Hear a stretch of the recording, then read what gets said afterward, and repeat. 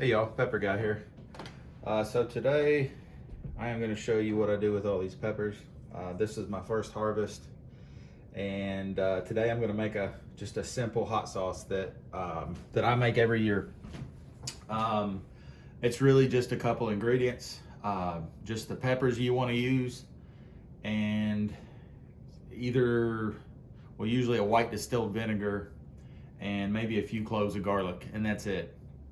I'm going to be doing fermentation, so it keeps it acidic. It keeps it, shelf safe. I mean, I know a guy who will just keep this on his counter for months and months, stuff that I made, and it stays great. He said it even tastes better. So I mean, you want to make sure that, when you make something like this, that you just want to make sure that it's not going to mold and it's safe. And fermentations is just so easy to do. So let's get started. So first, you want to make sure your peppers are all clean. I've cleaned these off. I use gloves. Some of these, especially the super hots, will just have a lot of oil, and you just don't want that it'll burn your skin. So first, all we're going to do is just cut just take the stems off and just cut them in half. And so that's what we're going to do now.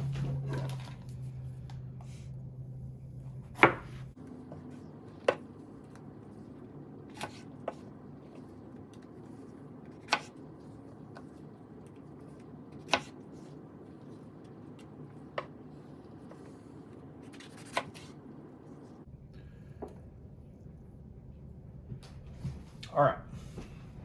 So now we got the peppers cut. You want to cut them pretty good. You want the brine to really be able to get into every little piece of these peppers. So it does a good fermentation. But really, all you got to do is get these peppers. You want to mash them in pretty good.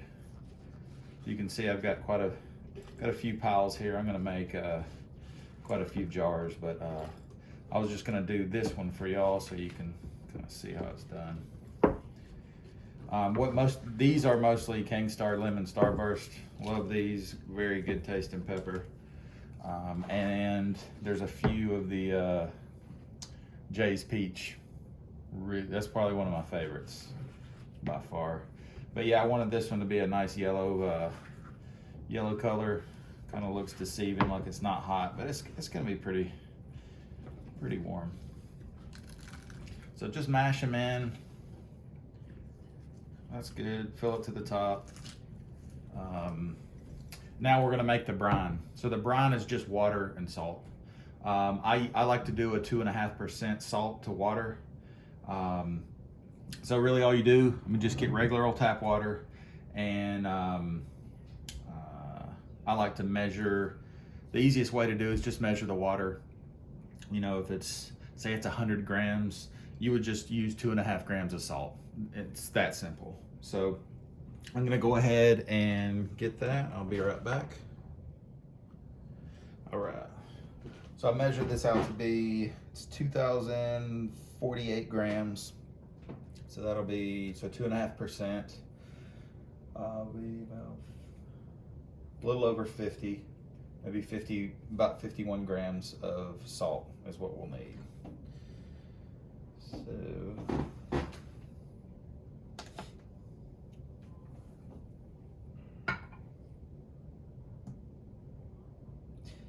It's best to don't use table salt. Don't just use some that small iodized table salt. Use kosher salt or cooking salt, I think is the thing. Like Himalayan salt, something like that. But don't use that fine table salt. You can play with that. 2.5 is just what I've used. 2.5, 3% or so is fine. But add that, mix it up good.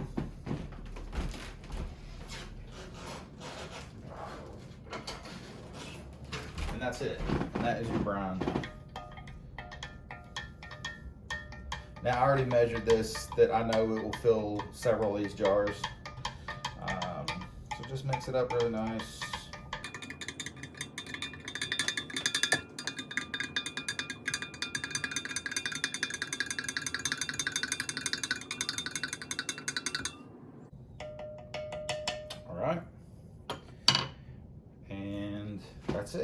then you just fill it up. So what you want to do, pour it one time, get it to the top, near the top, give it a second. It'll find its way into some of the peppers, and just give it about 30 seconds, 20 seconds, shake it. You'll see it'll go down, and then put more in there. One key thing you're gonna wanna do is you want the peppers to all be submerged. I may have put too many in there.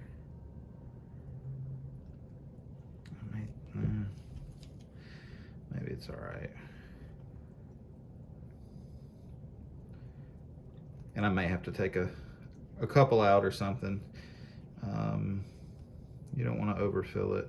But the main thing you want is for all the peppers to be submerged.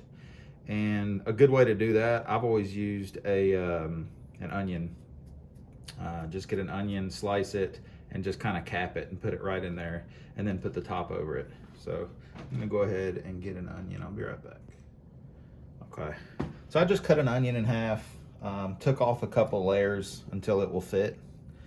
And I'm not gonna put any garlic in this one. I just want the taste of these peppers. I love the taste of these so much.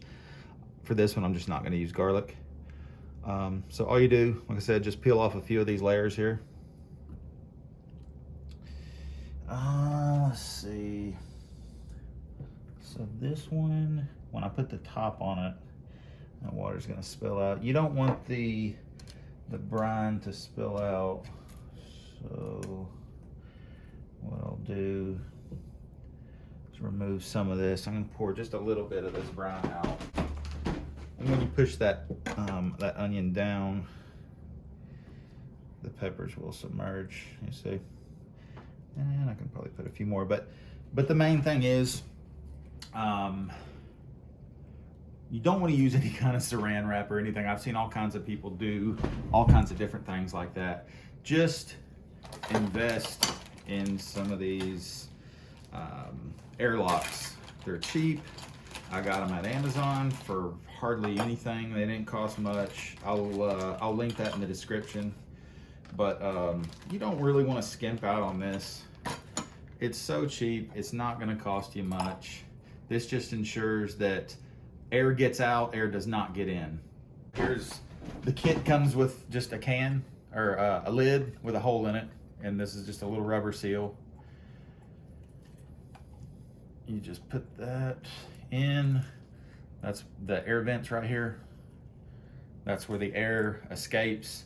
So what happens is the bacteria that's in the peppers, it's gonna start consuming the sugars, and it releases CO2 gas. It comes out of here, and it acidifies the solution in here, which is what we want.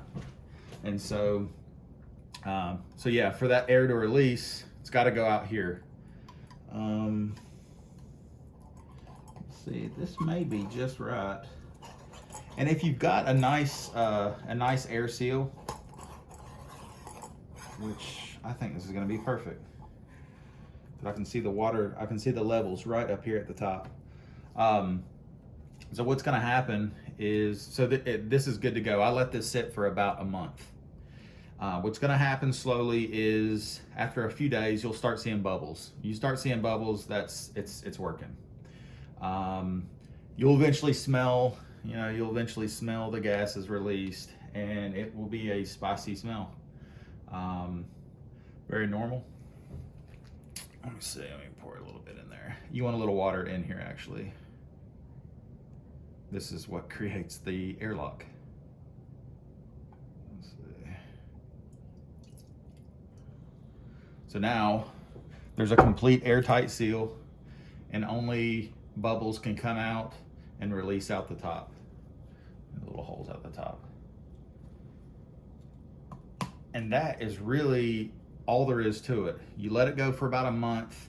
About every week I'll check on the, sometimes bubbles will get caught up inside the peppers and stuff. I'll just kind of just do this, just slightly shake it, and the bubbles will just all flow and they'll all pop out the top. Yeah, I I mean, that's really it. What may happen too, since the level is really a high up here, if a lot of the bubbles do get trapped, it will push that water up, and some of the water can kind of come up here. You can see the brine. Really, all you got to do is typically just shake it a little bit, and the bubbles will release. But yeah, the main thing is to keep this airtight to where oxygen can't get in, because mold can grow in there. If you have a leak anywhere, mold will get in there, and you don't want that. Your fermentation should be pretty clean of any kind of, you don't want any like green mold or any of that stuff. A little like a white slime kind of stuff. It doesn't look too pleasing, but that's no problem at all. You might see that at some point later in the stage. But yeah, that's really it. I'm gonna do the rest of these now, and so I'll have maybe 3 or 4 of these jars. But I will see y'all in maybe a week, maybe 2 weeks, with just a little update. And yeah, thanks for joining me. See y'all in a week. All right, y'all, so these 2 yellow jars here, it's been right at, I think, about 3 weeks, and not really getting any more bubbles. Oh, I got some. But what I wanted to say here was, especially right when you start, I would shake these up, you know, because these, like I showed, these bubbles will escape. And if they're trapped under the peppers, sometimes this the brine level can rise and it can come up kind of out of here. If that happens, it's not a big deal. You know, you can open this very quickly. Do it. You don't want bacteria and stuff to get in here. Now this, for example, this level is kind of low. You see how the brine's not at the very top or covering the peppers. If you've got an airtight seal like this, and you don't see any kind of, you know, fungal growth, you'll be fine. I've never had any fungus growing in mine, but apparently there's like a thin film of white. It can be like kind of crinkly looking, like wrinkled. That's okay. That's a type of yeast. You can just pull that out. But anything that's like colorful, or, you know, obviously if your smell test, if it passes the smell test and it just smells spicy and, you know, kind of good, you're more than likely okay. But yeah, every couple days I would shake, not shake, but just kind of move around the bottle and get some of those bubbles to release. You can see at the bottom here, that's yeast. It's no problem. It's normal. You'll see a little white film like at the bottom. That's totally fine. This one here is about 10 days old. It's going to have more bubbles. You can see those bubbles coming up there. That's good. So at like day 2 or 3, you'll see a lot of bubbles. That just means the fermentation process is going. What's happening is a natural bacteria, like lactobacillus bacteria, they're in the peppers themselves. And when you put them in an anaerobic condition like this, where there's no oxygen and it's underwater, they will start eating the sugars in the peppers, and it will produce lactic acid. And that's what's lowering the acidity and making these safe to eat. But a byproduct is CO2 gas. And so that's why these airlocks are here. Otherwise, you know, the jars would bust. Don't want that. So yeah, that's it. We're at about week 2.5 to 3 weeks on these guys. And this one's at like 10 days. So I'll see you in about a week. And we'll start making sauces out of these. All right, so here we are about 4 weeks after we got started with the fermentation. And you know when it's done, when there's just no more bubbling. The process is really probably only nice and active for about 2 weeks, maybe 2.5 weeks. But yeah, it's been 4 weeks, so I know that it's done. You can go longer. I know some people that go longer, and it's nothing wrong with that. But yeah, let's go ahead and get started. So I'm going to start with this batch first. So this is really the first time I've opened it.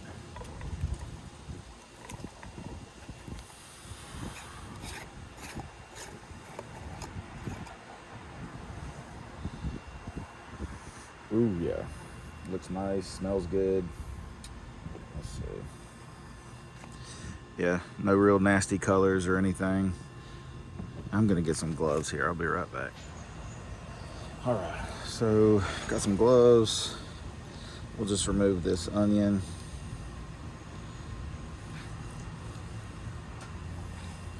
And all we're doing, just straining this out.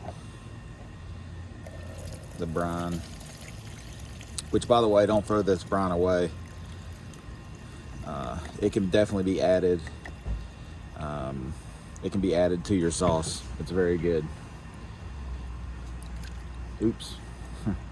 It's not harmful to eat that at all, so I would save some of it. I'm just gonna go ahead and throw these in.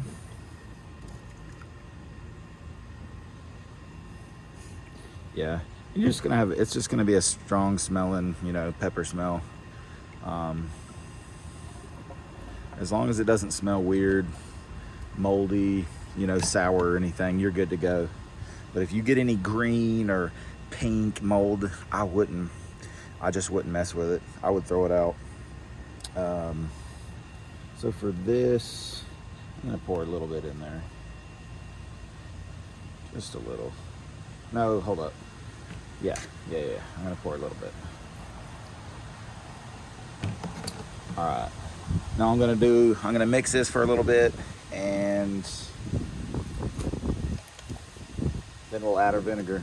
Only really 2 ingredients, just this mash and vinegar, and that's it.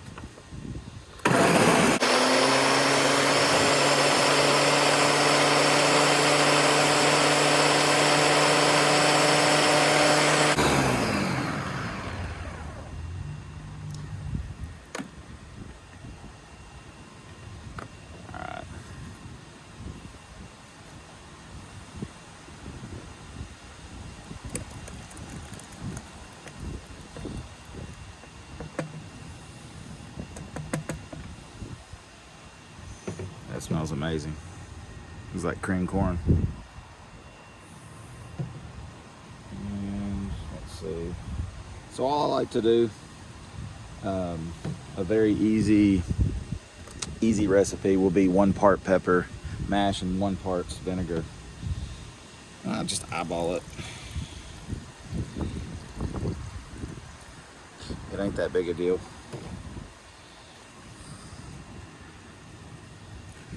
Maybe a little more.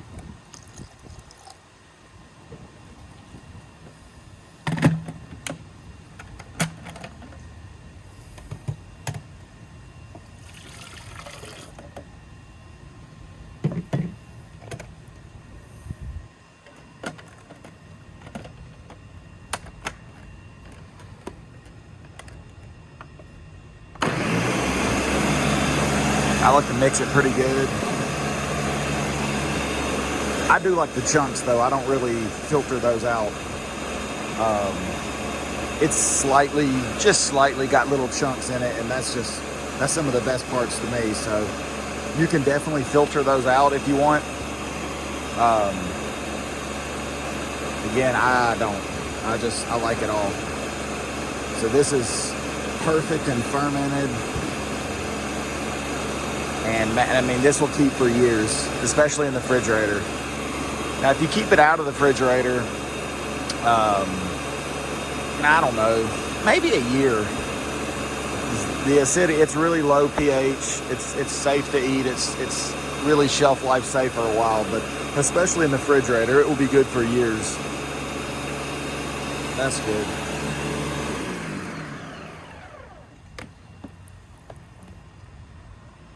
Ooh, that smells, ooh, man, it smells really good.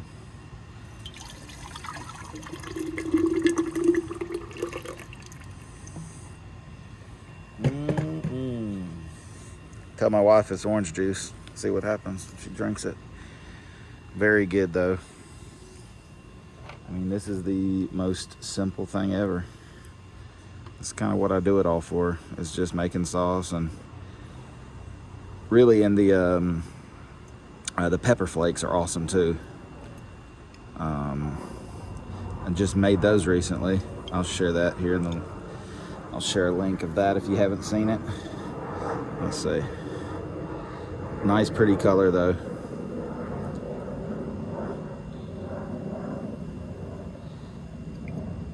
A funnel would be nice. I should get a funnel one of these days. That is it. It is, let's see, I might as well try it.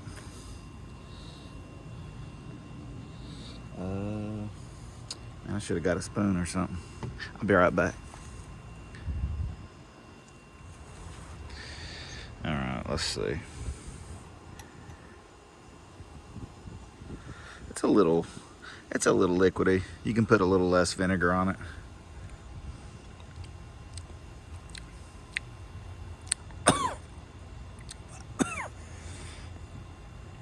Wow. Whew. A lot of spice, definitely. Man, that is very good. Really fruity tasting. A lot of that is the King Star Lemon Starburst. Just a very good tasting fruity pepper, but got some pretty good heat. But that's it. I'm gonna do a bunch of bottles. I've got a few of these small ones to give away, but I'm gonna make a bunch of big bottles too. I've got these other 2, and then I'm gonna start 3 more. Then I'm gonna actually do another batch of dried peppers. So that's it, y'all. You know, send me any questions in the comments, and yeah, good luck to y'all. I mean, it's just the simplest 2 ingredients really, just peppers and vinegar. And obviously, if you want it a little spicier, you know, and thicker, leave out some of the vinegar, and play with using some of this brine, because it is very good. Just a salty, really good tasting liquid that you can add to it. So that's it. We'll see y'all next time. Thanks.